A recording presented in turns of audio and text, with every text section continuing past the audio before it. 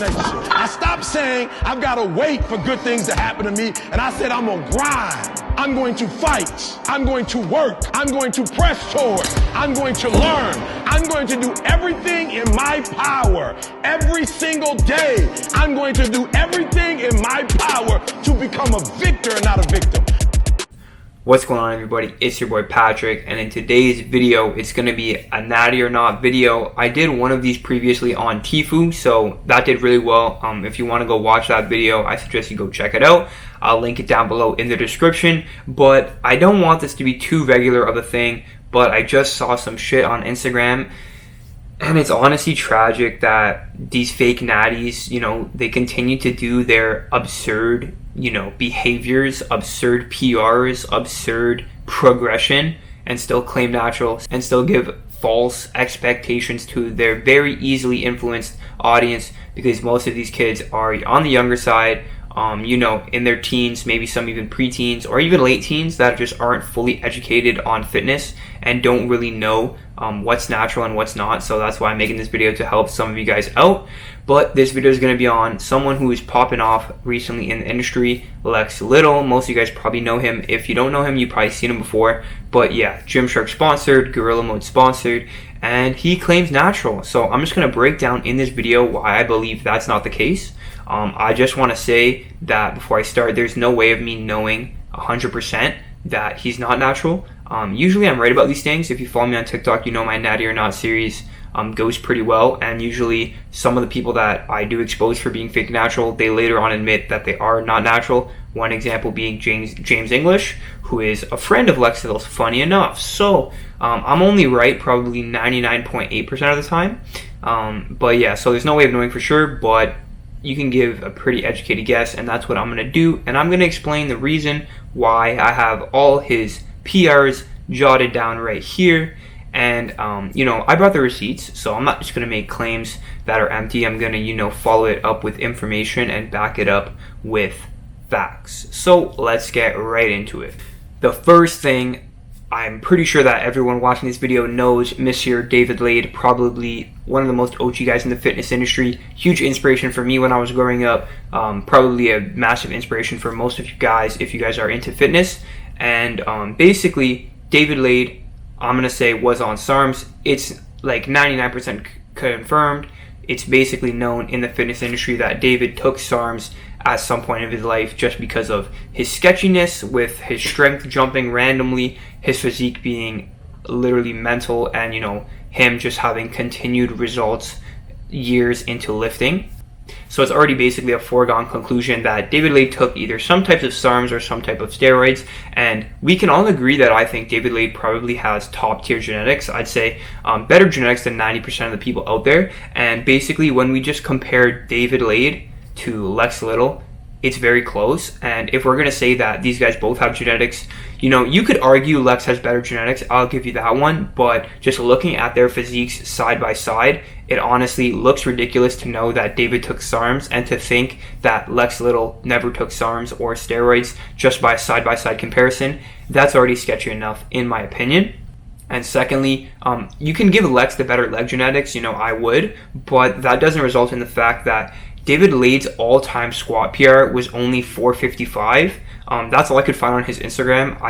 I have this, faint memory in the back of my head. He hit 475. I'm not sure if that was actually true or not. Some of you guys can confirm that if you know, but let's just say go with 455 because that's what I have proof of on his Instagram. And Lex's all-time squat PR is 520, and that's a big jump. That's a big difference. Both of these guys had the same coach for a long period of their time, and also both of these guys are, power building type, athletes. So them having that disperse of a squat PR just goes to show that, even more of a case for Lex not being natural, just by the fact that David took SARMs with great genetics, and Lex claiming he didn't take SARMs or steroids with also great genetics. That's a pretty big strength difference. You could make a case, genetics, you could make a case more with strength, better at strength, more consistent with strength, just pushing harder, you can make that case, but that's a big difference in PRs. And now the next thing, and the main red flag, which has,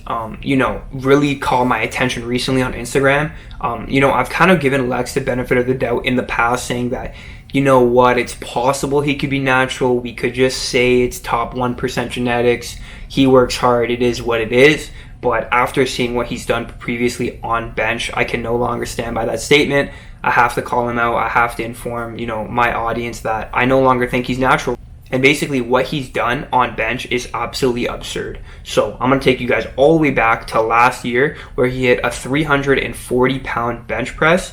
This was, him basically in his prime, the strongest bench he's ever hit. And 340 pounds on bench is ridiculous. He did this at about 190 pounds body weight. So very, very impressive. But this was a grinder rep. And after this rep, he did get injured and didn't hit bench or, properly bench and program his strength on bench for about 10 months after this. So 10 months, no benching after he got injured and after he hit his 340-pound PR. He then posted on April 17th, him hitting 315 pounds for 2 reps. So I'm going to put that up right now.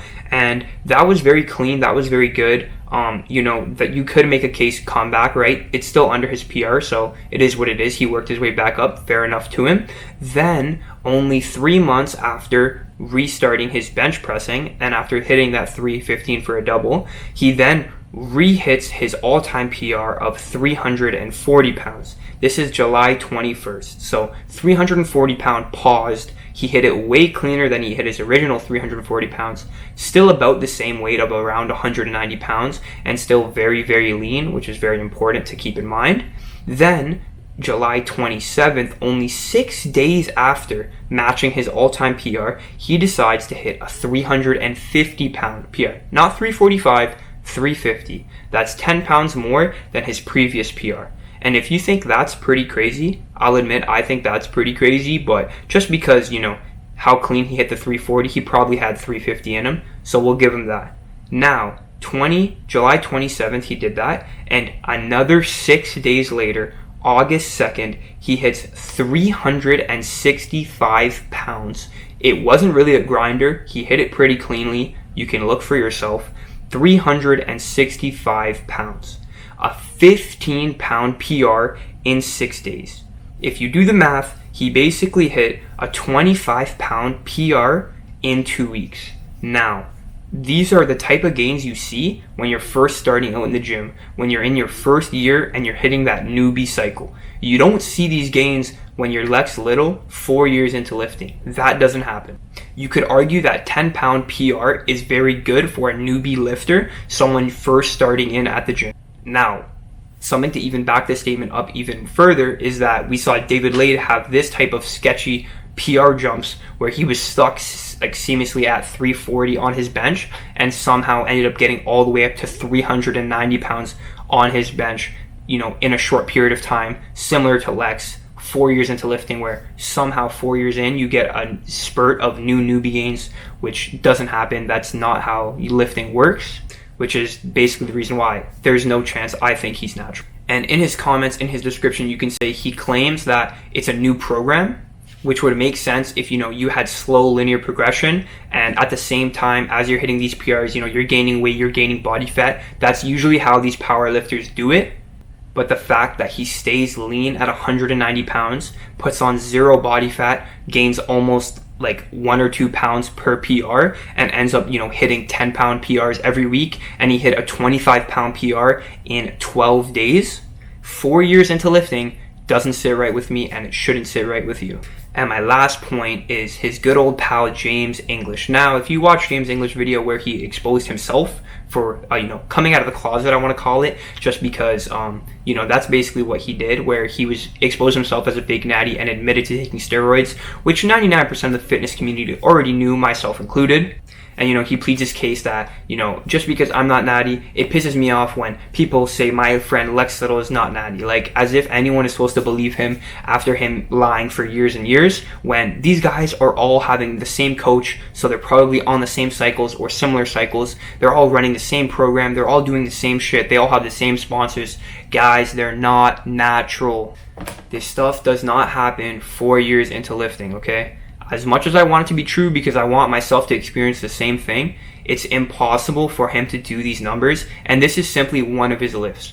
If you look at his squat progression, it's probably very similar. I haven't looked into it too deep, but simply off his bench, it's just obvious how you don't gain that type of strength. You don't set 25-pound PRs in 14 days when you're, you know, setting new PRs. Now, if this was on his recovery and he was hitting numbers that he previously hit, I could allow it. I could look the other way and believe it. But going over PRs, hitting pause reps, doing all this crazy shit right after an injury and, you know, claiming it to be a program, like, dude, just stop. You know, it's not fair to the community. It's not fair to his following. It's not fair to people that he's giving these false expectations to. But that it is what it is. So let me know if you agree with me in this video. Let me know if you disagree with me. Comment down below what you think. Subscribe if you're new. And peace.